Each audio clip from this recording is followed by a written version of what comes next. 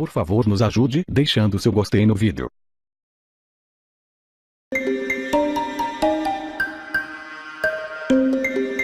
As ameaças que o governo da Coreia do Norte tem repetido contra os Estados Unidos, o Japão e outros países ganharam manchetes de novo na imprensa mundial.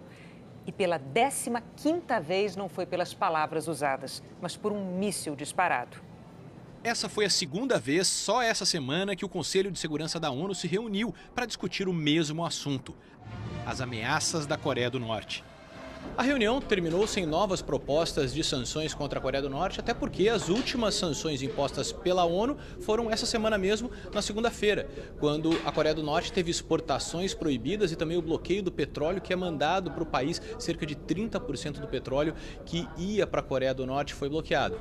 A resposta de Pyongyang veio hoje, com um novo lançamento de míssil.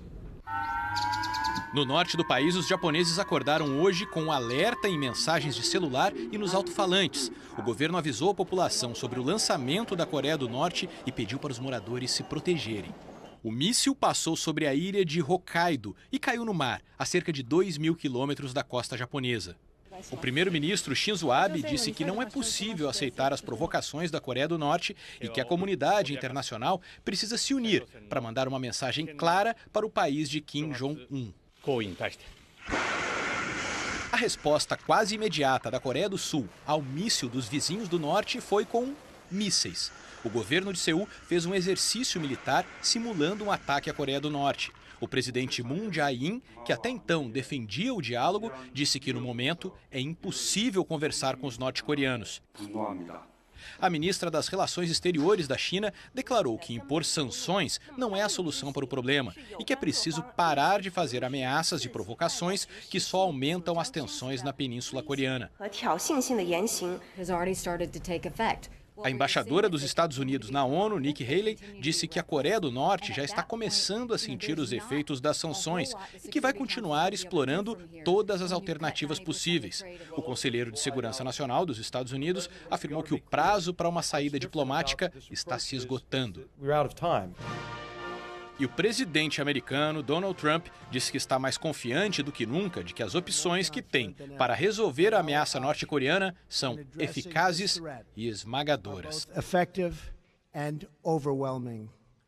29 pessoas ficaram feridas na explosão de uma bomba caseira no metrô de Londres hoje de manhã. As autoridades britânicas elevaram o nível de ameaça terrorista para crítico. 8h20 da manhã, horário do rush, numa das linhas de metrô mais movimentadas de Londres. Muita gente indo trabalhar, muitas crianças a caminho da escola. Testemunhas descreveram uma bola de fogo. Essas imagens mostram o dispositivo ainda em chamas.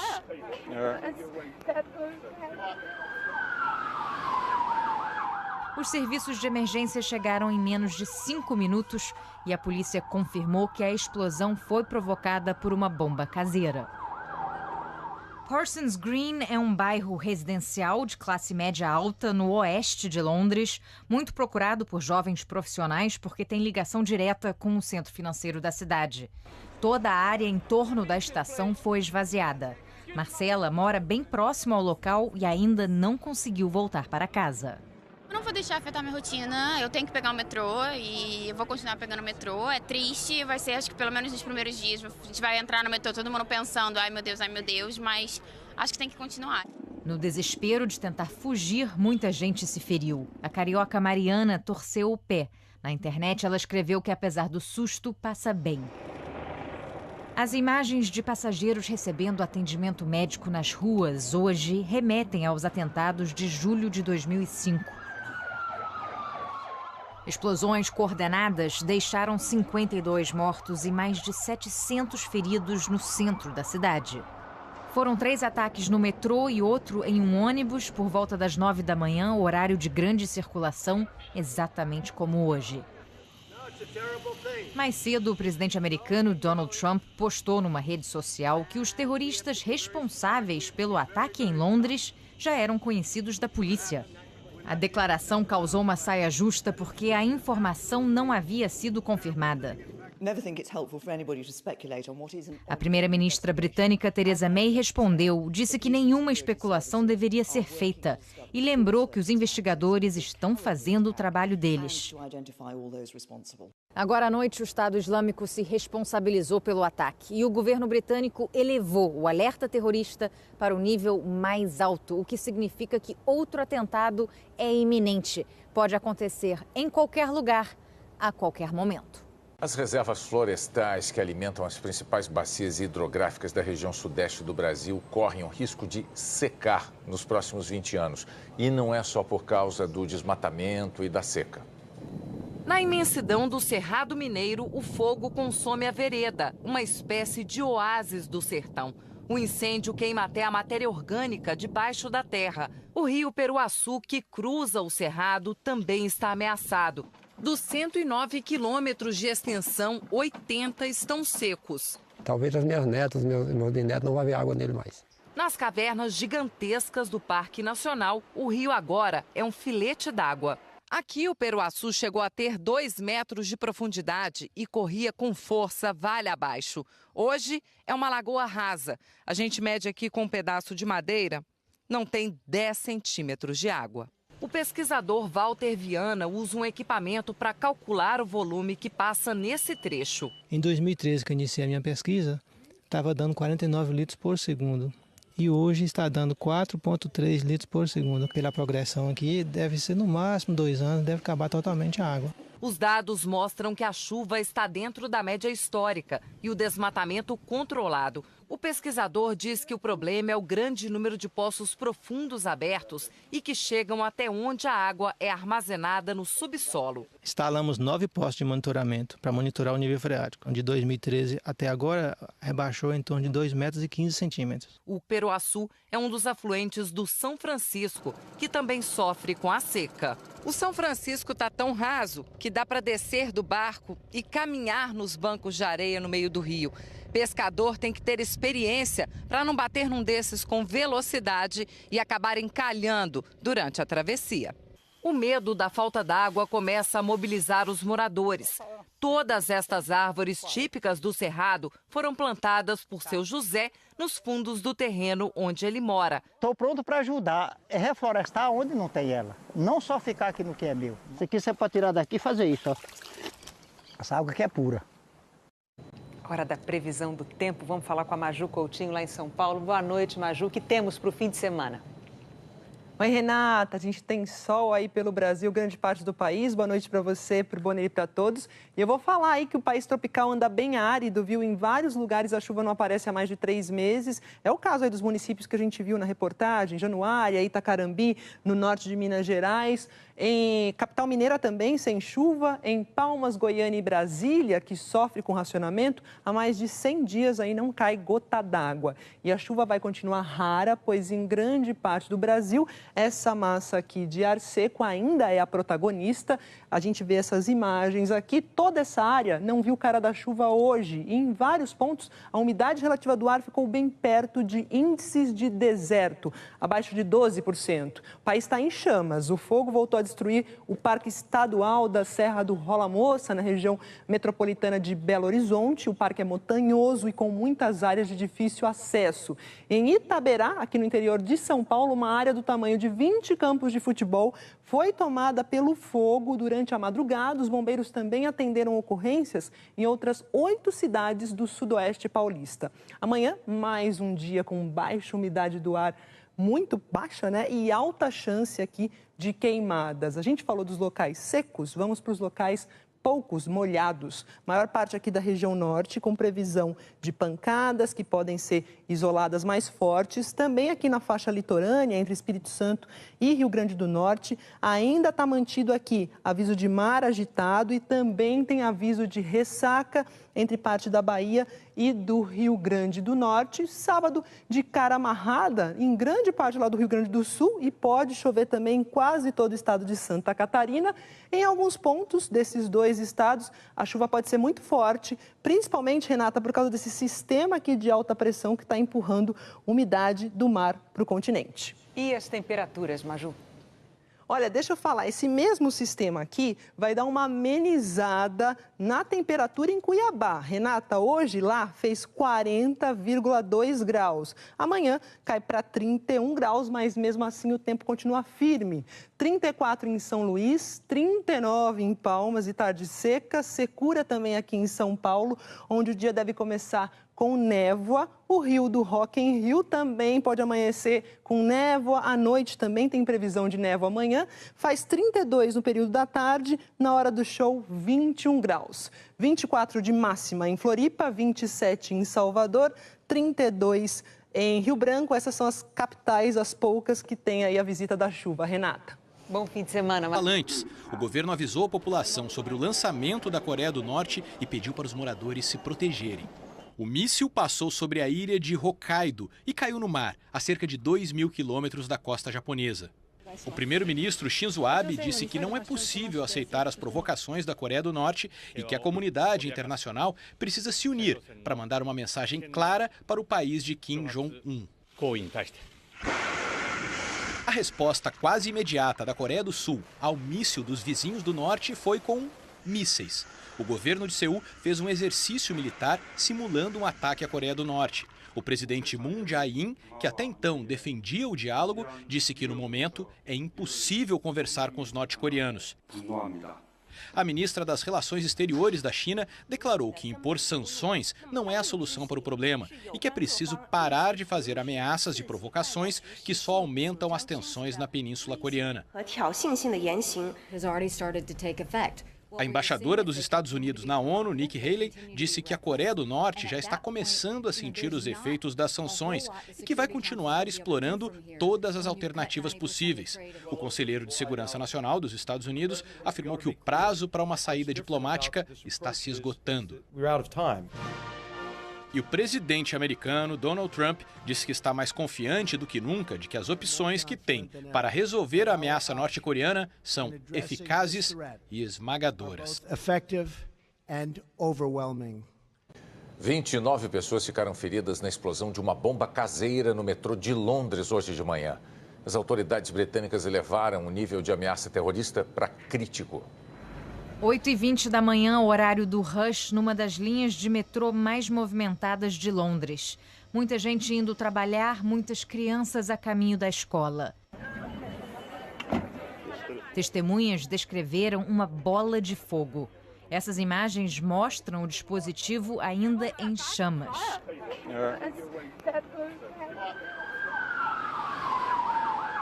Os serviços de emergência chegaram em menos de 5 minutos e a polícia confirmou que a explosão foi provocada por uma bomba caseira.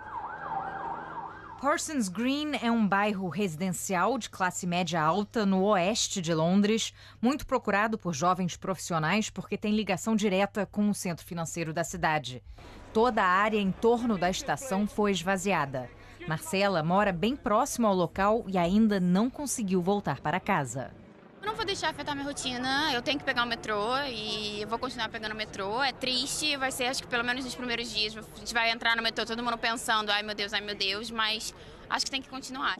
No desespero de tentar fugir, muita gente se feriu. A carioca Mariana torceu o pé na internet. De 2,15 metros. O Peroaçu é um dos afluentes do São Francisco, que também sofre com a seca. O São Francisco está tão raso que dá para descer do barco e caminhar nos bancos de areia no meio do rio. Pescador tem que ter experiência para não bater num desses com velocidade e acabar encalhando durante a travessia. O medo da falta d'água começa a mobilizar os moradores. Todas estas árvores típicas do Cerrado foram plantadas por seu José nos fundos do terreno onde ele mora. Estou pronto para ajudar, reflorestar onde não tem ela. Não só ficar aqui no que é meu. Isso aqui você pode tirar daqui e fazer isso, ó. Essa água aqui é pura. Hora da previsão do tempo. Vamos falar com a Maju Coutinho lá em São Paulo. Boa noite, Maju. O que temos para o fim de semana? Oi, Renata, a gente tem sol aí pelo Brasil, grande parte do país. Boa noite para você, para o Bom Dia para todos. E eu vou falar aí que o país tropical anda bem árido, viu? Em vários lugares a chuva não aparece há mais de 3 meses. É o caso aí dos municípios que a gente viu na reportagem, Januária, Itacarambi, no norte de Minas Gerais. Em Capital Mineira também, sem chuva. Em Palmas, Goiânia e Brasília, que sofre com racionamento, há mais de 100 dias aí não cai gota d'água. E a chuva vai continuar rara, pois em grande parte do Brasil, essa massa aqui de ar seco ainda é a protagonista.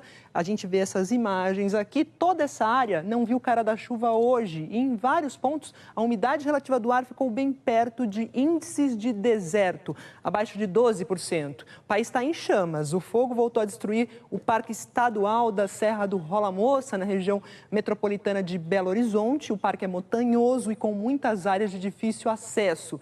Em Itaberá, aqui no interior de São Paulo, uma área do tamanho de 20 campos de futebol foi tomada pelo fogo durante a madrugada. Os bombeiros também atenderam ocorrências em outras 8 cidades do sudoeste paulista. Amanhã, mais um dia com baixa umidade do ar, muito baixa, né? E alta chance aqui de queimadas. A gente falou dos locais secos, vamos para os locais poucos molhados. Maior parte aqui da região norte, com previsão de pancadas que podem ser isoladas mais fortes. Também aqui na faixa litorânea, entre Espírito Santo e Rio Grande do Norte, ainda está mantido aqui aviso de mar agitado e também tem aviso de ressaca entre parte da Bahia e do Rio Grande do Norte. Sábado de cara amarrada em grande parte lá do Rio Grande do Sul e pode chover também em quase todo o estado de Santa Catarina. Em alguns pontos desses dois estados, a chuva pode ser muito forte, principalmente, Renata, por causa desse sistema aqui de alta pressão que está empurrando umidade do mar para o continente. E as temperaturas, Maju? Olha, deixa eu falar, esse mesmo sistema aqui vai dar uma amenizada na temperatura em Cuiabá. Renata, hoje lá fez 40, Estados Unidos, o Japão e outros países ganharam manchetes de novo na imprensa mundial.